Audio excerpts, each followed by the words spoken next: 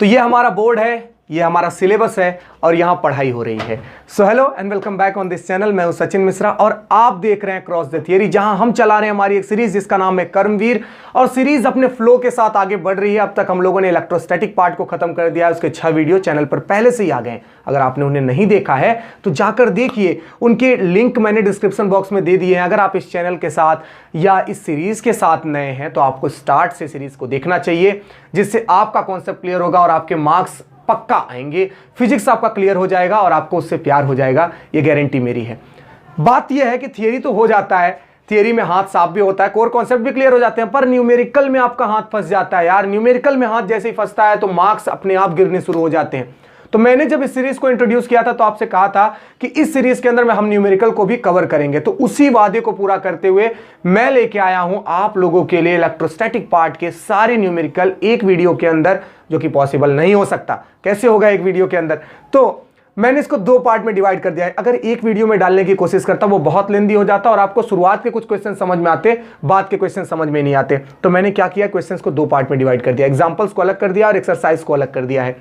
इस वीडियो के अंदर इलेक्ट्रोस्टैटिक के सारे एग्जाम्पल को देखेंगे और देखेंगे कि कैसे उनको बड़े ही आराम से कॉन्सेप्चुअल ढंग से समझा जा सकता है। शुरुआत से शुरू करेंगे। उन क्वेश्चंस को नहीं उठाया है जो सिलेबस का पार्ट नहीं है, उन क्वेश्चंस को ले रहे हैं जो हमारे सिलेबस के अंदर हैं, जो हमें पूछे जाएंगे और जिनके आने के चांसेस भी हैं। छोटे क्वेश्चन से लेके हैवी क्वेश्चन यानी बड़े क्वेश्चंस भी उठाएंगे। अब मेरी बात सुनिएगा, मैं क्वेश्चन इंग्लिश में पढ़ूंगा, लेकिन हिंदी मीडियम वाले बच्चों आप घबराओ नहीं। मैं यहां क्वेश्चन को नीचे टाइटल बार पर दे दूंगा। टाइटल बार बोलते हो, क्या बोलते हैं, जो भी नीचे का वो जो पट्टी है यहां पर ही आ जाएगा क्वेश्चन। तो यहां पे आप लोग देखते रहना क्वेश्चन को। इसके साथ ही आप अपने बुक को भी निकाल सकते हैं, क्योंकि क्वेश्चन नंबर मैं लिखता जाऊंगा, एग्जाम्पल नंबर, तो आप उसके बेस पर भी पढ़ सकते हैं। बुक निकाल लीजिए, पेन निकाल लीजिए, रफ ले लीजिए और मोबाइल को साइड में रख के ईयरफोन लगा के शुरू करते हैं। पहले क्वेश्चन की बात कर रहा हूं, जो कि एक्चुअली हमारा दूसरा है, क्योंकि पहला सिलेबस का पार्ट नहीं है, इंडक्शन का पार्ट है। कह रहा है if 10⁹ electrons move out of body to another body every second. सुनिएगा, 10⁹ इलेक्ट्रॉन्स हैं जो एक बॉडी से, यानी कि एक बॉडी से दूसरे बॉडी पर ट्रांसफर हो रहे हैं 1 सेकेंड के अंदर। टाइम दिया है 1 सेकेंड के अंदर 10⁹ इलेक्ट्रॉन इस बॉडी से इस बॉडी पर चले जाते हैं। अगर 10⁹ इलेक्ट्रॉन जा रहे हैं तो बस ऐसे, अभी मैंने क्वेश्चन को आगे पढ़ा नहीं है। किसी भी क्वेश्चन को करने के लिए क्वेश्चन को डिटेल से पढ़ना जरूरी है। लेकिन मैं इतनी सी बात सुन के भी कुछ मेरे दिमाग में आ रहा है कि पता नहीं उसका यूज हो नहीं हो, मुझे पता नहीं, लेकिन उसको कर लेते हैं थोड़ा सा। 10⁹ इलेक्ट्रॉन है तो चार्ज कितने हैं? बहुत बेसिक, 10⁹ इलेक्ट्रॉन के ऊपर चार्ज होता है 1.6 इंटू 10⁻⁹ सो 10⁻⁹ 10⁻+9 माइनस हो जाएगा और आएगा 1.6 इंटू 10⁻10 कूलम। चार्ज निकाला है मैंने, चार्ज। और जिनको नहीं समझ में आया, Q बराबर Ne, number of electron and electron की वैल्यू रख दी, मुझे Q मिल गया। यानी कि कितने चार्ज हैं एक बॉडी के ऊपर, क्योंकि उसके पास 10⁹ इलेक्ट्रॉन है तो उसके ऊपर जो चार्ज की वैल्यू होगी वो होगी 1.6 इंटू 10⁻10। बहुत बेसिक चल रहा है। ओके, अब कह रहा है ये 1 सेकंड में इतना ट्रांसफर करता है, इतना चार्ज वो 1 सेकंड में इस पे ट्रांसफर कर देता है। 1 सेकंड में वो 1.6 इंटू 10⁻10 कूलम चार्ज इससे इस पर ट्रांसफर कर देता है। आगे चलते हैं। हाँ, यहां पे रहा, how much time is required to get a total charge of 1 coulomb on the other body. अगर इस बॉडी से इस बॉडी पर मुझे 1 कूलम चार्ज का ट्रांसफर करना है, सुनिएगा, 1 कूलम चार्ज का ट्रांसफर करना है तो उसमें कितना टाइम लगेगा? Let's suppose that the time is T time लग रहा है। 1 कूलम को यहां से यहां ले जाने के लिए कितना टाइम लग रहा है? टी टाइम लग रहा है। लेकिन हमको कुछ पता है, हमको पता है कि अगर 1.6 इंटू 10⁻10 कूलम चार्ज में लेके जाऊं तो वो ले जाने में मुझे सिर्फ 1 सेकंड लगेगा। सुनिएगा, इतना चार्ज ले जाने में 1 सेकंड, तो 1 कूलम चार्ज ले जाने में कितना सेकंड? ये एक्चुअली में बचपन के सवालों की तरह है कि 2 रुपए में 4 केले आते हैं तो 10 रुपए में कितने केले आएंगे। ये बहुत बेसिक से सवाल है, बहुत बेसिक से सवाल है, बिल्कुल उसी तरीके से। लेकिन जैसे बड़े हो जाते हो तो ये सवालों में हिंट चाहिए होता है। इसके लिए ये हिंट ही मैंने आपको दिया है, इतने चार्ज इतने टाइम में, तो इतने चार्ज कितने टाइम में। ऐसा लिखने के बाद आप क्रॉस मल्टीप्लीकेशन करा लिया कीजिए, बहुत बेसिक। इसके साथ 1.6 इंटू 10⁻10 टी इसके साथ चला गया, इक्वल्स टू 1 1 1 ही आया। Okay, so t equals to 1 upon में 1.6 इंटू 10⁻⁻10, -10 ऊपर चला जाएगा तो ये बन जाएगा +10 एंड 1 अपॉन में 1.6, ये आएगा कितना आएगा भाई 6.25। अब आपके पास कैलसी है, आप करा सकते हैं। ओके, इतने सेकेंड आ गए। अब आप इसको ईयर में भी चेंज कर सकते हैं, डे में भी चेंज कर सकते हैं, क्योंकि आपको मालूम है एक दिन के अंदर 24 घंटे होते हैं और एक हावर में 3600 सेकेंड्स होते हैं। तो उसके बेस पर आप इसको मल्टीप्लाई डिवाइड करा के इसकी वैल्यू को निकाल सकते हो। पर फिलहाल मेरे पास सेकेंड आ गए कि इतना टाइम लगेगा एक कूलम चार्ज को यहां से यहां जाने में।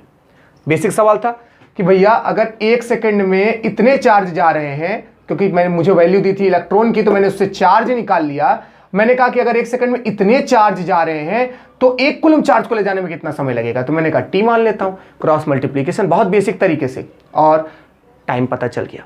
तो ये था आपका दूसरा सवाल, बहुत बेसिक एमसीक्यूज या एक नंबर के क्वेश्चंस में अक्सर पूछ लेता है।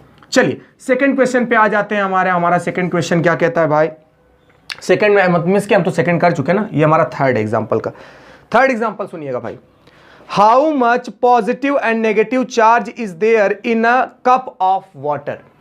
अगर आपके पास एक कप वाटर है तो उसके अंदर कितने इलेक्ट्रॉन और कितने प्रोटॉन होंगे, ये आपको बताना है। एक्चुअली नहीं, हाउ मच चार्ज बताना है। ओके, कितना पॉजिटिव चार्ज है एंड कितना नेगेटिव चार्ज है ये बताना है आपको, कि यानी एक कप वाटर के अंदर कितना पॉजिटिव चार्ज होगा, कितना नेगेटिव चार्ज होगा।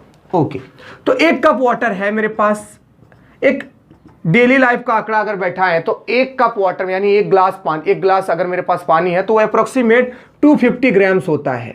कितना होता है, 250 ग्राम होता है अप्रोक्सीमेट। मैं ये नहीं कह रहा हूं कि एकदम यही होगा, अप्रोक्सीमेट 250 ग्राम। तो हम इसी को लेकर, इसी आंकड़े को लेकर आगे बढ़ते हैं। मेरी बात सुनिएगा, अगर आप डेली कप को 200 ml मान के भी चलते हो, यानी कि 200 ग्राम लेकर भी चलते हो, तो भी कोई खास फर्क पड़ता नहीं है, बात एक ही है। ठीक है, यानी कि आपका उसके बेस पर आंसर आएगा, तो डरने वाली बात नहीं है। नॉर्मल लाइफ में हम लोग एक कप वाटर के अंदर 250 ग्राम वाटर मान लेते हैं। ओके, अब इसके अंदर कितने चार्ज हैं ये निकालने का हमारे पास फॉर्मूला है Q बराबर Ne, यानी नंबर ऑफ इलेक्ट्रॉन। तो पता तो चले एक्चुअली में इसके अंदर कितने नंबर ऑफ इलेक्ट्रॉन्स हैं। तो 250 ग्राम के अंदर कितने नंबर ऑफ इलेक्ट्रॉन होंगे, इसके लिए बहुत जरूरी है हमको यह समझना पड़ेगा पहले कि 250 ग्राम का मोल कितना होगा। अगर मोल मिल जाएगा तो एक मोल के अंदर एवोगाद्रो नंबर के बराबर इलेक्ट्रॉन्स या प्रोटॉन्स होते हैं, हमको ये बात पता है, तो हम उसका यूज कर लेंगे। सो मोल निकालते हैं। अच्छा, इसके अंदर H2O भरा हुआ है। H2O का एटॉमिक मास हाइड्रोजन का 2 1 1 2 हो गया एंड 16, तो ये आ गया टोटल 80U, मीन्स 80 ग्राम। यहां लिख देता हूं। सो मोल इक्वल टू मोल निकालना पड़ेगा 250 अपॉन में 80। डन, इतने मोल आ गए, इतने मोल है आपके पास। ये मोल की जो वैल्यू है, यानी ये जो इतने मोल है आपके पास, एक मोल के अंदर तो आपको मालूम है, अगर आपके पास एक मोल है तो उसके अंदर 6.023 इंटू 10⁻23 नंबर ऑफ एटम्स होते हैं। एटम्स, यहां इलेक्ट्रॉन प्रोटॉन की बात नहीं कर रहा हूं, यहां बात कर रहा हूं एटम्स की। अगर आपके पास एक मोल है किसी भी पदार्थ का, किसी भी ऑब्जेक्ट का, मींस कि आपके पास 6.023 इंटू 10⁻23 एटम्स हैं। कहानी क्लियर रखिएगा, इतने एटम हैं आपके पास। ओके, तो अगर इतने मोल हो तो कितने एटम, आप इस चीज को लिख के भी कर सकते हो, पर वैसे तो समझ में आ ही जाएगा कि अगर इतना मोल है तो n, मैंने आपको पहले ही बताया था क्रॉस मल्टीप्लिकेशन एक अच्छा तरीका है। तो n इधर चला गया, ये इधर आ गया, नोटिस कीजिएगा, n इधर आ गया तो 1 से हुआ तो n, ये इसके साथ आ गया तो 250 अपॉन में 18 6.023 इंटू 10⁻23। इतने एटम्स हैं, इतने क्या है, एटम्स। मैंने इलेक्ट्रॉन प्रोटॉन नहीं बोला, मैं क्लियर कर दूं, इतने एटम्स हैं इसके अंदर। तो इलेक्ट्रॉन प्रोटॉन कितने होंगे, चलिए समझते हैं। अगर मैं इस H2O की बात करूं तो इसके अंदर 10 इलेक्ट्रॉन होते हैं। कैसे जोड़ लेते हैं, हाइड्रोजन के पास 2, हाइड्रोजन के पास 1, 2 हाइड्रोजन है तो कुल मिलाकर 2, और ऑक्सीजन के पास होते हैं 8, तो 8 + 2 10, यानी कि मेरे पास इस H2O there are 10 electrons and 10 protons होंगे। यहां पर 10 इलेक्ट्रॉन और 10 प्रोटॉन्स हो सकते हैं। एक एटम के अंदर 10 इलेक्ट्रॉन, और आपके पास कितने एटम हैं? तो बहुत बेसिक है, total number of electron is, notice कीजिएगा कितने नंबर ऑफ इलेक्ट्रॉन्स हैं, वो है 250 अपॉन में 18 इंटू 6.023 23 इंटू 10। अरे भैया सुनिएगा, इतने तो आपके पास एटम है ना, और एक एटम में कितना है? 10 है, चाहे इलेक्ट्रॉन चाहे प्रोटॉन, वो 10 है, तो मल्टीप्लाई बाई 10 टाइम्स होंगे। ये नंबर ऑफ इलेक्ट्रॉन्स आ गए। अभी नोटिस कीजिएगा, ये नंबर ऑफ इलेक्ट्रॉन्स है, मैंने चार्ज पूछा है क्वेश्चन में। अगर इतने इलेक्ट्रॉन है तो चार्ज कितना होगा? नंबर ऑफ इलेक्ट्रॉन्स आ गया। चार्ज, एक इलेक्ट्रॉन के पास जो चार्ज होता है वो होता है 1.6 इंटू 10⁻⁻⁹। तो इतने इलेक्ट्रॉन्स के ऊपर कितना चार्ज होगा? सिर्फ मल्टीप्लाई, प्योर मल्टीप्लाई, एकदम बेसिक सा सवाल। अब अगर मुझे चार्ज मिल गया तो मैं इसको लिख देता हूं 250 अपॉन में 18 into 6.023 into 10⁻23 10 into 1.6 into 10⁻⁻⁹।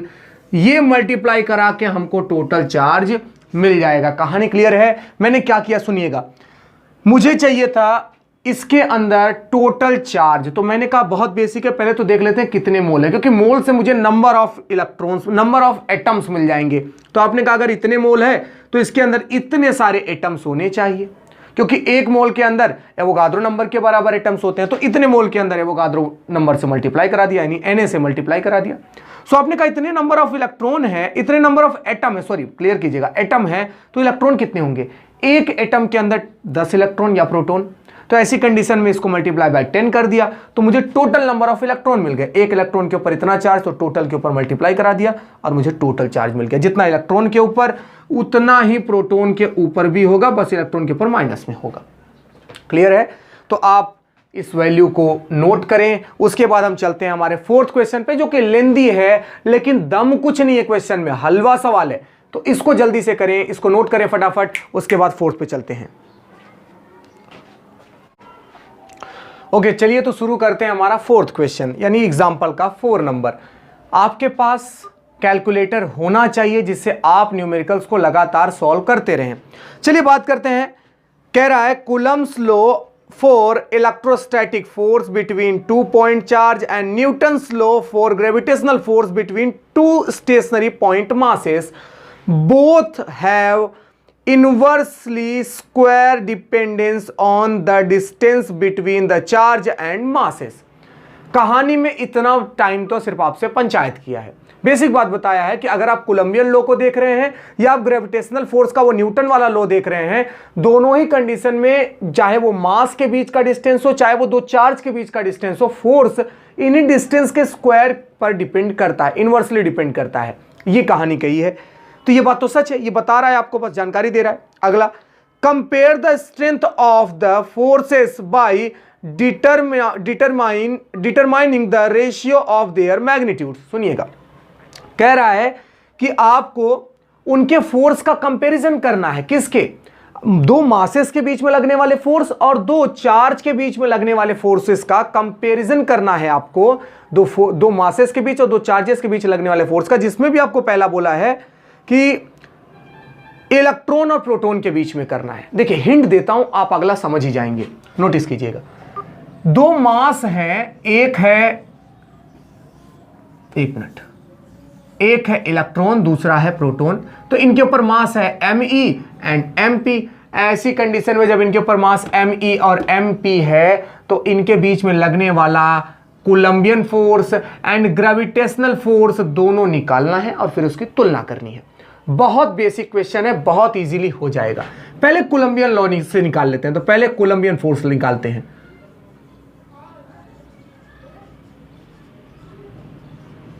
Okay चलिए कूलम्ब फोर्स निकालते हैं, जो कि कहता है F, अच्छा इसको कोलंबियन फोर्स क्योंकि इलेक्ट्रिक फोर्स है तो Fe लिख देता हूं। So F equals to K Q1 Q2 upon में R²। ओके, हमको कंपैरिजन करना है, इनका रेशियो लेना है। इनके बीच के डिस्टेंस को हमको कहीं बताया नहीं, तो कोई बात नहीं, हम R ही रखेंगे। अच्छा, Q1 है इलेक्ट्रॉन एंड Q2 है प्रोटॉन, तो क्यों ना उसको रख दिया जाए, मैंने रख भी दिया। Okay, so F E equals to K की वैल्यू तो सबको पता है, वैसे तो 1/4πε से निकाल सकते हो, पर मुझे वैसे भी पता है इसकी वैल्यू, और वो है 9 × 10⁹ इलेक्ट्रॉन के ऊपर चार्ज होता है 1.6 × 10⁻19। अरे बहुत बेसिक कोलंबियन लॉ, यानी इलेक्ट्रॉन प्रोटॉन के बीच में फोर्स निकालना। सारी वैल्यू आपको दे रखी है, और कितना नंगा करोगे इसको, सब तो बता दिया। 10⁻19 अपोन में r² दिया नहीं है तो रहने दो ना, कौन बोल रहा है, जाने दो, उसको छोड़ दो यहीं पे ऐसे। ओके, इतनी वैल्यू मैं रख देता हूं। आपके पास कैलकुलेशन करने के तरीके हैं, आप कैलकुलेट कर सकते हैं। आपके पास कैलसी है और हाथ में है, तो आप 2 मिनट में कैलकुलेशन करके रख देंगे। जो भी आएगा अपोन में r² होगा, dash dash dash. Okay, Coulombian force तो निकल गया। अगर यही इलेक्ट्रॉन प्रोटॉन है और इसके बीच में मैं आपसे कहूं कि ग्रेविटेशनल फोर्स निकालो, तो ग्रेविटेशनल फोर्स का फॉर्मूला था, मैं इसको लिख देता हूं, यहां पे लिखता हूं ग्रेविटेशनल फोर्स। सो बहुत बेसिक, मैं इसको रिप्रेजेंट कर देता हूं एफ जी से। याद आ रहा है कैपिटल जी हुआ करता था mass of electron, mass of proton, क्योंकि mass of electron, mass of proton, distance मालूम नहीं पर रहेगा तो सेम ही। और वैसे भी उसने क्वेश्चन के लास्ट में आपसे क्या बोला था, रेशियो लेना है, तो कोई टेंशन नहीं, आपको तो अभी से हिंट मिल गया कि कट तो जाने वाला ही है, कोई टेंशन नहीं। जी की वैल्यू वैसे तो क्वेश्चंस में दी रहती है, पर नहीं याद हो तो याद रखना है 6.67 × 10⁻11। ओके, यहां पे आ गया मास of electron, mass of electron होता है 9.1 × 10⁻31 kg। मास ऑफ प्रोटॉन भी पता है 1.6 × 10⁻27 अपोन में r²। अच्छा, यहां से आप कैलकुलेशन करा के एफ जी की कुछ वैल्यू फाइंड आउट कर सकते हैं, अपोन में r² कर देंगे। अब आपको इसका कंपैरिजन करना है by taking ratio of them. Ratio लेना पड़ेगा इनका। चलिए तो लेते हैं रेशियो। रेशियो में आपको करना क्या है, देखो सुनो, एफ ई अपोन में एफ जी। तो एफ ई का मान तो आपके पास है, मैं लिख देता हूं डॉट डॉट डॉट अपोन में r²। यहां पर भी कुछ डॉट डॉट डॉट अपोन में r², मुझे पता नहीं है कितना है, तो ये कट जाएगा। एफ ई अपोन में एफ जी, यहां की वैल्यू पुट करो, यहां की वैल्यू पुट करो, दोनों के बीच कैलकुलेशन कराओ, फिर रेशियो अपने आप मिल गया। और यहां से आपको जो मिलेगा, मुझे तो पहले से पता चल रहा है, क्योंकि यहां 10⁻11 -31 -27 और यहां -19 है, तो इसको देख के मुझे इतना तो समझ में आ गया कि एफ जी जो होगा ना, ये लेस देन एफ ई होगा। बहुत ही वीक फोर्स है। वैसे भी ग्रेविटेशनल फोर्स जो है वो बहुत ही वीक फोर्स है, कोलंबियन फोर्स बहुत ही पावरफुल है। अगर आपके पास एक केजी के 2 मास है, उनके बीच लगने वाला ग्रेविटेशनल फोर्स, और अगर एक कूलम चार्ज है, उनके बीच लगने वाले कोलंबियन फोर्स का कंपैरिजन करोगे, तो ये 10⁻19 10⁻20 से भी, सॉरी 10⁻19 10⁻20 गुना से भी, टाइम से भी ज्यादा बड़ा होता है। यानी कि आपका जो कोलंबियन फोर्स है वो बहुत ज्यादा अट्रैक्टिव होता है, वो बहुत ज्यादा पावरफुल होता है। ग्रेविटेशनल फोर्स तो उसके सामने कुछ भी नहीं है, ये चीज आपको याद रखनी है। ओके, तो यानी कि ये बहुत ही वीक फोर्स है। कब, जब इलेक्ट्रॉन और प्रोटॉन के बीच में बात कर रहे हो। ये तो इसका पहला पार्ट था, फोर्थ के ए का पहला पार्ट था। अब इसी में आपको एक दूसरा क्वेश्चन भी दिया है, दूसरा पार्ट 2 प्रोटॉन्स के लिए, तो बहुत बेसिक है यार। यहां इलेक्ट्रॉन की जगह पे क्या रख दो, प्रोटॉन रख दो। वैसे तो आपको मालूम चल ही गया है कि चाहे जो कर लो, ये वाला तो नहीं चेंज होने वाला, क्योंकि दोनों के ऊपर चार्ज सेम ही रहेगा, तो ये वाली वैल्यू तो अभी भी आपकी सेम ही आएगी। हाँ, गड़बड़ कहां होगा मालूम है, यहां इलेक्ट्रॉन का मास हटा के सिर्फ यहां पर प्रोटॉन का मास रख देना, और सेकंड वाले में भी आपको रिजल्ट तो कुछ ऐसा ही मिलेगा। ऐसा नहीं कि रिजल्ट बहुत आपको अलग मिलेगा, रिजल्ट तो यही आएगा, लेकिन 2 प्रोटॉन से निकाल के वो आपको ये समझाना चाहता है कि अगर सेम चार्ज हो तो कहानी कैसे बदलती है। ठीक है, तो यहां पर भी आपको ये मिलेगा, सिर्फ यहां आप मास ऑफ प्रोटॉन रख देना, फिर दोनों का रेशियो ले लेना और इजी हो जाएगा। तो ये दूसरा भी तो आपसे हो ही जाने वाला है। अब बात करते हैं इसके बी पार्ट की।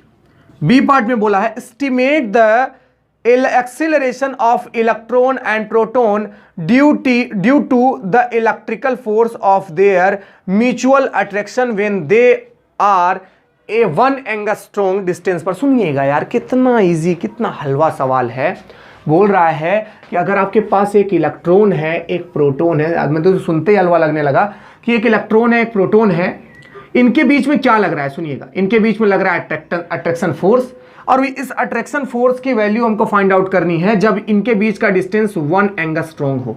यानी इस बार आपको R दिया हुआ है, ठीक है, R दिया हुआ है, और वो है 10⁻10 मीटर। आपको तो मालूम होना चाहिए 1 1 एंगस्ट्रॉम इक्वल्स टू 10⁻⁻10 मीटर।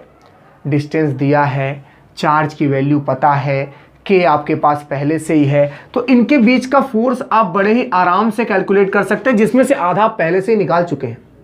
तो जो आपके पास वैल्यू है, इसका यूज बार बार करने से आपका कैलकुलेशन मिस्टेक होने का चांस कम हो जाता है और जल्दी भी होगा।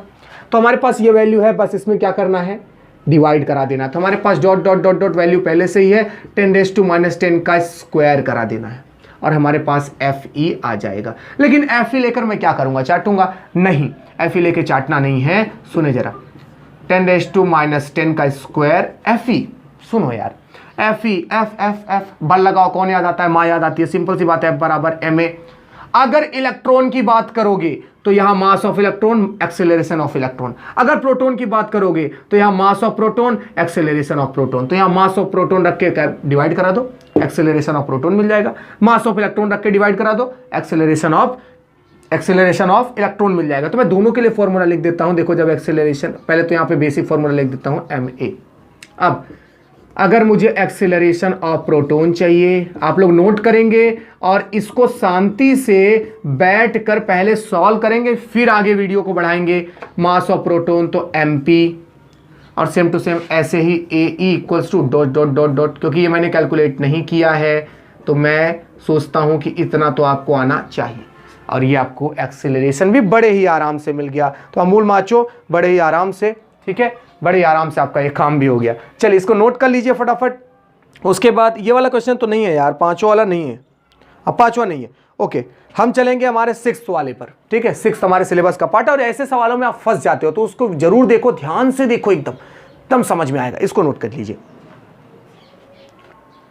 तो अब आते हैं हमारे 6th एग्जाम्पल पर। समय बचाने के लिए मैंने पहले से ही इसके ट्राइंगल यानी इसके ड्राइंग को बना के रखा है।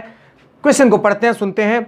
हिंदी मीडियम वाले क्वेश्चंस को पढ़ेंगे अपनी बुक में से, और यहां अगर लिखा है, अगर आपके पास बुक नहीं है तो आप यहां से जरूर पढ़ें और क्वेश्चन के हिसाब से चलें। बोल रहा हूं, consider 3 charges Q1, Q2 and Q3 each equal to Q। मेरी बात सुने, सिर्फ आपको फंसाने के लिए Q1, Q2 एंड Q3 लिख के दिया, पर एक्चुअली में बोल रहा है कि ये Q1, Q2 and Q3 same है। मींस कि Q1 equals to Q2 equals to Q3, ये सब सेम है एक चार्ज Q के बराबर, यानी सबकी वैल्यू Q Q Q है। यहां तक ठीक है। अच्छा, to Q at the vertex of an equilateral triangle. Equilateral Hindi medium वाले जो नहीं समझते हो, समबाहु त्रिभुज के कोनों पर। तो इक्विलेटरल ट्राइंगल यानी कि हर साइड सेम हो। समबाहु त्रिभुज, समबाहु नाम भी है, समान भुजा वाला, तो सबकी भुजा क्या है, समान है, L L L। सुनेंगे आगे, what is the force of an charge Q।